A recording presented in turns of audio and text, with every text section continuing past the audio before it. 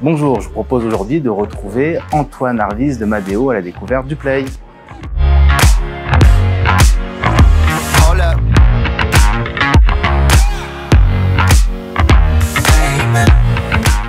Bonjour Antoine, merci de nous recevoir dans ce hôtel tout rénové. Mais avant d'en parler un peu plus en détail et que tu nous expliques un petit peu le projet, est-ce que tu peux nous parler de Madeo? C'est un groupe que tu as repris depuis à peu près 5 ans, qui a un peu marqué ton arrivée dans cette industrie. Aujourd'hui, vous faites quoi? Vous avez combien d'hôtels? C'est quoi vos métiers? Aujourd'hui, on gère 10 hôtels à Paris.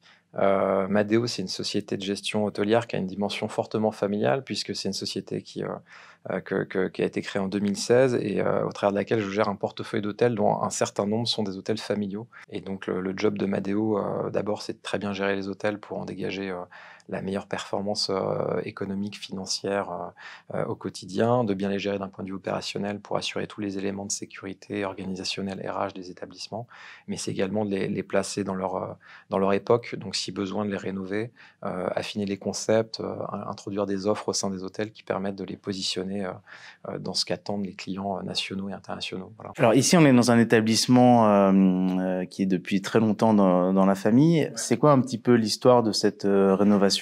C'est effectivement un hôtel qui est dans la famille depuis 50 ans, qui a été créé par mon grand-père, puisqu'avant c'était plutôt un appart-hôtel, si on peut appeler ça comme ça à l'époque, il y a une cinquantaine d'années. Donc voilà, et c'est un établissement qui comptait 85 chambres et qu'on a agrandi. Ça, c'est la première partie du projet, puisqu'on est passé à 100 chambres.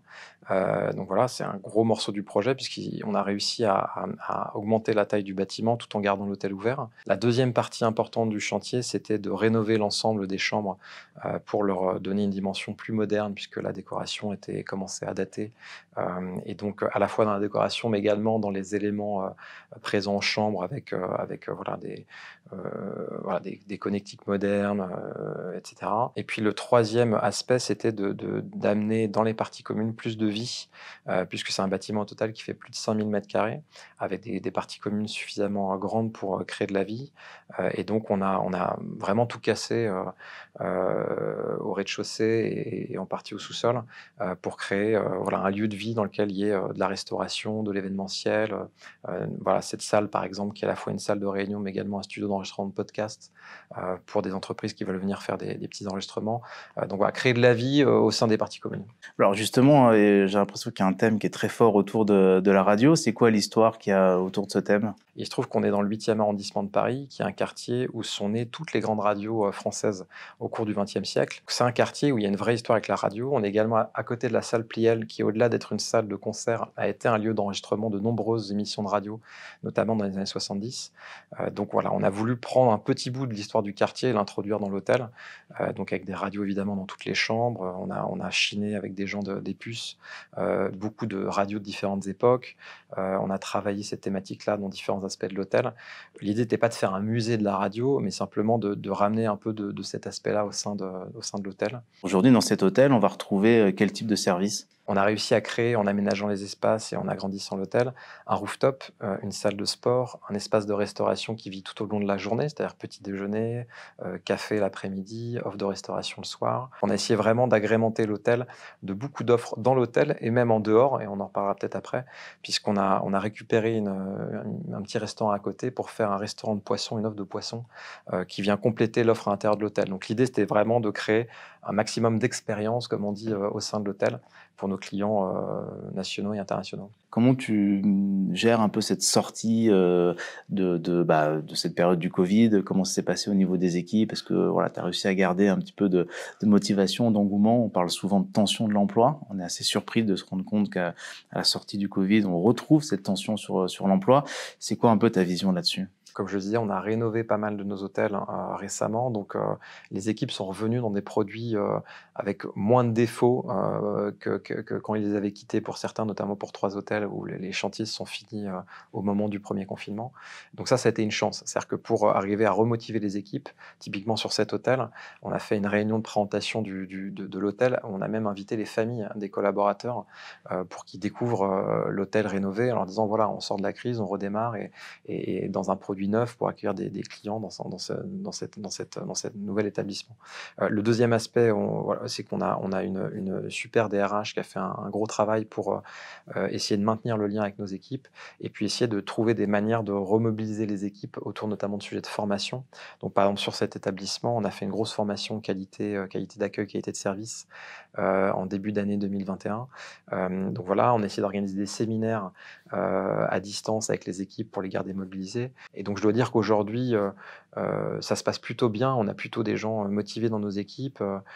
Et puis voilà, et tant qu'il y a de la nouveauté, des nouveaux projets, des nouveaux hôtels qui sortent, des nouveaux hôtels à gérer, je pense à créer une dynamique de groupe qui est positive. Donc voilà, mais le challenge, pour moi, il va être vraiment à partir de septembre, parce que retrouver des taux d'occupation à 90, 95 et 100% plusieurs jours par semaine, et voilà, c'est une autre tension pour une équipe.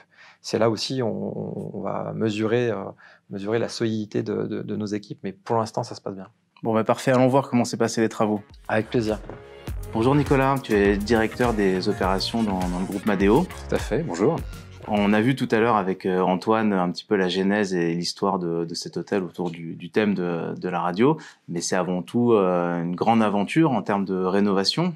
Est-ce que tu peux nous raconter un petit peu les grands éléments que vous avez fait dans cette rénovation? On a pris contact donc avec notre bailleur qui nous a suivi un petit peu sur tout le projet, donc dès 2016, et pour donc envisager la transformation de cet hôtel qui était à l'origine de 85 chambres, afin de créer donc une extension de 15 chambres supplémentaires. Et du coup, pendant toute cette période, c'est quand même assez précieux de pouvoir maintenir un hôtel en opération. Ça n'a pas été trop complexe Oui, alors les difficultés, elles étaient logistiques, en termes de flux clients, pour les équipes également, donc savoir exploiter donc un établissement en pleine transformation, c'est un réel challenge.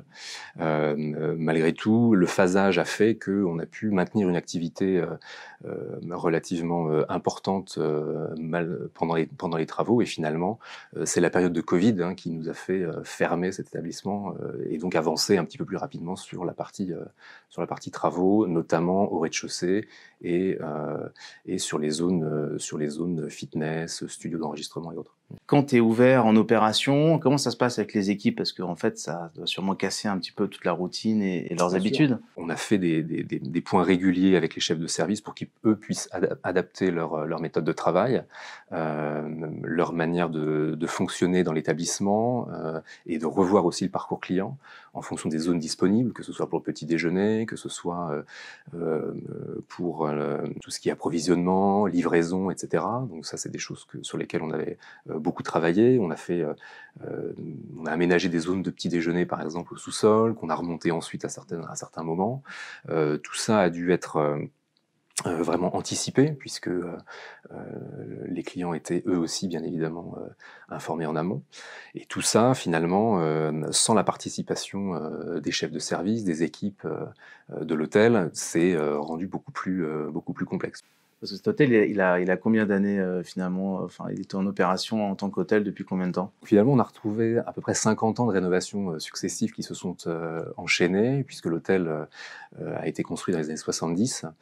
Il a eu plusieurs phases de transformation, et donc on a pu assister à ces différentes phases qui réapparaissaient au fur et à mesure que finalement on déconstruisait l'hôtel pour mieux ensuite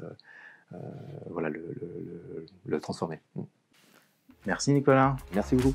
Alors Antoine, on vient de retrouver Kevan dans ce qui est le Merci. On est où exactement ici? Alors on est juste à côté de l'hôtel Le Play d'où on était tout à l'heure. On est collé à l'hôtel. C'est un petit restaurant qu'on a récupéré et dans lequel on a décidé de faire une offre de poisson avec Kevan qui a créé la chaîne de restaurants Merci. Kevan a démarré la restauration il y a à peu près 5 ans, quand moi je démarrais l'hôtellerie. Et donc voilà. Et donc on a cette offre-là qui est couplée à l'hôtel et qui permet à tous les clients de l'hôtel de déguster soit en room service, soit de venir ici, toute l'offre.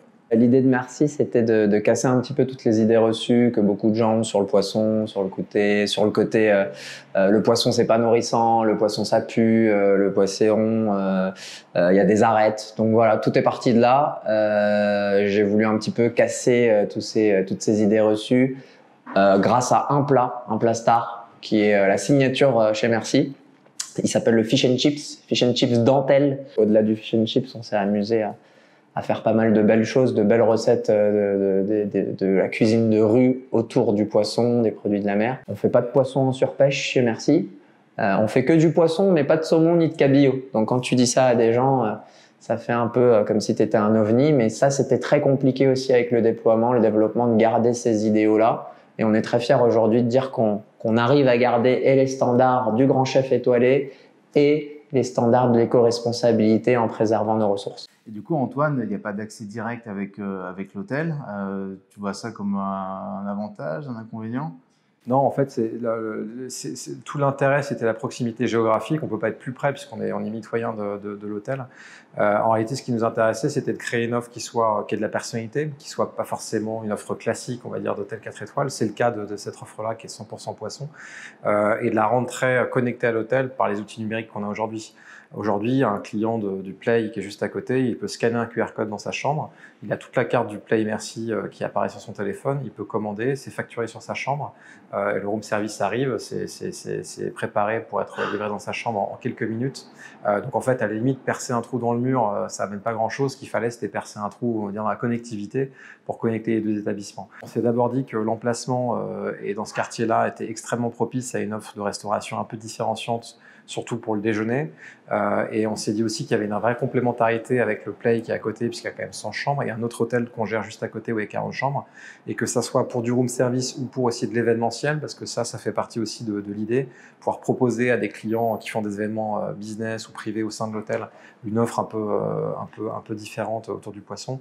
Ça allait amener une complémentarité entre la clientèle locale et puis la clientèle plus éloignée, nationale, internationale, qui venait à l'hôtel.